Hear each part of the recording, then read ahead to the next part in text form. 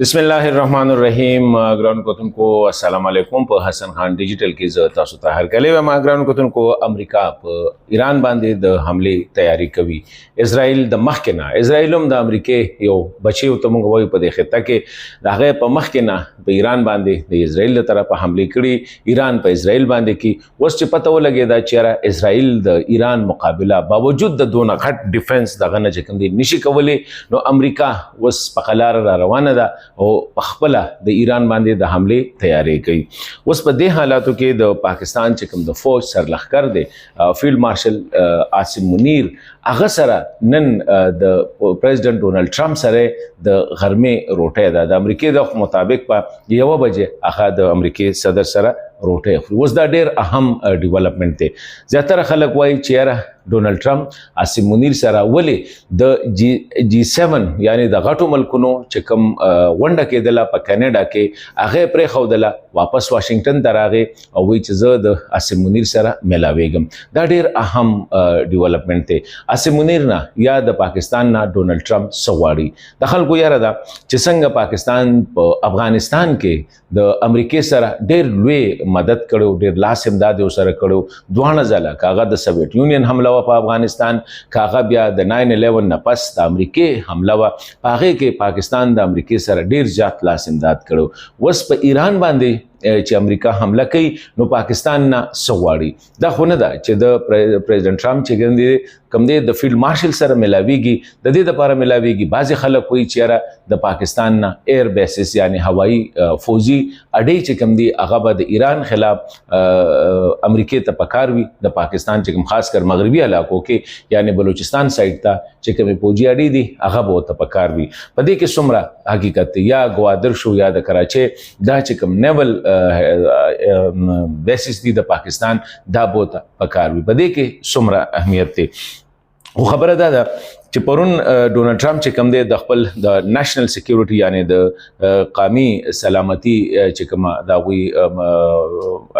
ارګنایزیشن یا ایجنسی دا ډپارټمنټ دی هغه سره تقریبا د پاسه غنټه 7 غنټه ملاقات کړي دغه نه پس ایران ته باقاعده دمکیانې ورکړي چې سرندر شه ایران هغه چې مونږه جنگ بندي نه غواړو د اسرائیل او د ایران ترمنځ بلکې غواړو چې ایران مکمل سرندر شي وسله کې دي په نیوکلیر نه لا صوباسي او مکمل چې د هغوی کومې مطالبې دي هغه ومني کني مونږ ته معلوم دی چې علي خامنای چرته دی او بلکې دون حده پورې دمکی ورکړی دا چې د تهران خلک دی تهران نه بهر وزي اوس دا خبره ده چې د مخکې نه په دې خطه کې آیا امریکای ته د پاکستان ضرورت شته او که نه په دې باندې بوس خبره کوم خبره خدا ده چې دا یو خبره کلیر ده چې د عراق ختمولو نه پس په دې خطه کې امریکا یو ملک هم نه واړي چې هغه د اسرائیل ته سترګې روباسي اسرائیل امریکا په دې خطه کې ساتي مسلمانان وایي چې اسرائیل چې کوم دی دا د خطه امن ته خطر ده امریکا وایي چې نه ایران چې دی دا د امن ته خطر ده خبره دا شما پرونم دا ویلو چې هغه شیعه او سنی هغه مسله ته وسلاړله مسلمانان زیاتره غواړي چې د ایران سره ودرېږي په دې جګړه کې خو کمزوري دي صرف په دواګانو باندې جګړې نه کیږي صرف په آیاتونو ویلو باندې نه کیږي الله نه به مدد هم غواړي خو خپل ځان به پوره کې ساينس ټیکنالوژي ټوپا تورا اس دا به تیار ساتي البته په دښمن باندې بریمو مې صرف توکل په خدای دی یا چې کوم دی په دواګانو دا کار نه کیږي وس خبره دا ده چې امریکای خو کړی دی آیا سیمونیر ته د ضرورت شته کنه خو بل طرف ته موږ وګورو زما په خیال باندې امریکای ته د ایران خلاف د پاکستان داسې ضرورت نشته دی دا غي وجه دا ده چې د ایران سره ګیر چاپیر کم عرب ملکونه دي هغه په ایران په د حمله کې د اسرائیل سره ولاړ دي که تاسو وګورئ نو د اسرائیل چې څونه جنگي جهازونه دي هغه ته تیل ورکړي کېږي د هغه لپاره د شام ایر چې کوم حریم دی یا هوایی حریم دی داغه چې کوم ایر دغه دی هغه استعماليږي فضائي حدود چې کوم دی هغه دغه استعماليږي د قطر چې کوم فوجي اډه ده د امریکای د هغه کې چې کوم دی د هغه جازونه ولاړ دي اردن چې کوم دی د هغه استعماليږي عراق د امریکای په قبضه کې دي ځکه چې په دې ملکونو کې د امریکای دا وخت کې سلويخ زره فوجونه دي په سونو جنگي جازونه دي فوجي سازو سامان دي نو هغه ته داسې ضرورت نشته دی هغه مخکې نه ایران سره د بارډر لګیدل دي د عراق الته کې امریکای فوجي اډې مشته دي او هوایی اډې مشته دي ټول سامان دي دغه شانتي شام دي دغه شانتي اردن دي بیا کوم موږ ورو سعودي عرب دی، بیا که موږ ورو یو ای ده، نو دا ټول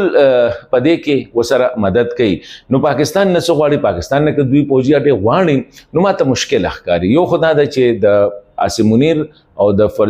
ډونالډ ټرمپ د ملاقات چې دی دا مونږ ته صرف د ایران او د اسرائیل د جګړې په دغه کې نه دی کتل پکار. ډېر څیزونه وشو په دې خطه کې، د هندوستان او د پاکستان جګړه، د هغې نه پس د پاکستان او د امریکې یو بل سره رانږدې کېدل، د پاکستان او د چین یو بل سره ډېر نږدېوالی، دا ټولې خبرې دي. بیا په دې خطه کې چې کوم صورتحال جوړېږي د روس، چین، بھارت او پاکستان، ایران دا مثلا پکې ډېر زیاته کروشل ده. د میډل ایسټ یعنی د مشرق وسطا د عرب دنیا د حالات دا ټولو ته چې وګورو نو د عاصم منیر او د پریزیدنت ټرمپ ملاقات دا د ایران او د اسرائیل نه علاوه هم د دې ډېر زیات اهمیت دی. نو زما خیال دا دی چې په دې کې به زیاتره خبرې کېږي چې یاره پاکستان د چین سره چې څونه نزدېکت شوی دی یا د چین سره چې کوم دفاعي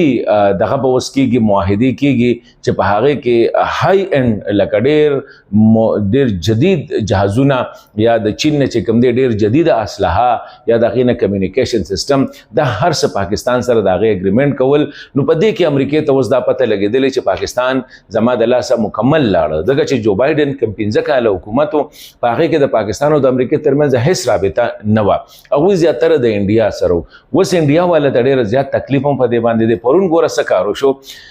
چې د اوه غټ ملکونه چې کوم دي G7 ته وایي، د دې غونډه چې وه مشریزه غونډه چې وه په کینیډا کې، پریزیدنت ټرمپ چې څنګه نریندر مودي هلته کې ورسېده، پریزیدنت ټرمپ د هغې ځای نه راغی، د هغه سره بالکل لاس هم میلاو نه کړو. په هغې باندې هم انډیا والا ډېر زیات دغه دي. انډیا والا دنیا ته وایي چې پاکستان دهشتګرد ملک دی، په دنیا کې دهشتګردي کوي، پاکستان ځان لکوي، پاکستان بدناموي، هغې هر څه کې هغوی ته هر ځای کې ناکامي ده، که په UN کې ده، که په امریکا کې د دې وخت کې د پاکستان امریکې سره هم ښه تعلق دی، چین سره هم ښه تعلق دی، روس سره هم ښه تعلقات دي، مغرب سره هم ډېر زیات نږدې دی. نو د پاکستان اهمیت دې وخت کې ډېر زیات دی. اوس دې وخت کې امریکې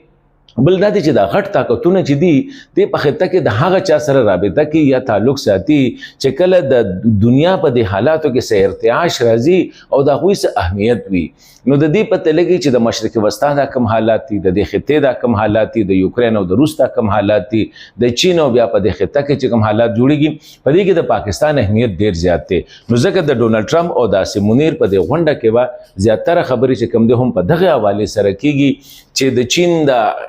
انفلوئنس یا د اثر چې دی، ځکه چې امریکې ته واحد چیلنج په دنیا کې کوم دی هغه چین دی او د چین سره د ټول نه زیات نږدې ملک چې کوم دی هغه پاکستان دی. نو اوس که امریکا غواړي نو دا پازیټیولی د ښه دپاره هم استعمالوي شي، یا که د امریکې کېدی شي کوشش چې نیګیټیولی استعمال کړي، د هغوی دغه هم کوشش کېدی شي. خو زما دغه خیال نه دی چې یاره د ایران خلاف په پاکستان چې کوم دی صدغه وکړي، ځکه چې دې وخت کې پاکستان د اسلامي نړۍ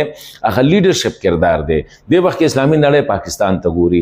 پاکستان د ایران سره ډېر په کلاو ودرېده، اقوام متحده کې د هغه دپاره ښه مضبوط چې کوم دی لابینګ وکړه، اسلامي نړۍ کې ولې لابینګ وکړه، د پاکستان پارلیمان په کلاو باندې راغی، حکومت کلاو راغی، اسرائیل ته دمکیانې هم ورکړلې، بلکې بعضې خلکو پکې دا هم وایي چې پاکستان وزیر دفاع دا ویلي دي چې که اسرائیل په ایران باندې اټمي حمله وکړله نو پاکستان به په اسرائیل باندې کې. نو ډېر څیزونه روان دي. زما په خیال دغه ملاقات چې دی دا د ایران اسرائیل نه علاوه دا نور موضوعات چې کوم دي دا هم دومره اهم دي څومره چې د ایران او د اسرائیل دغه دي. او په دې کې د فیلډ مارشل عاصم منیر او د پریزیدنت ټرمپ د ملاقات چې دی د دې اهمیت بیا ډېر زیات شوی دی.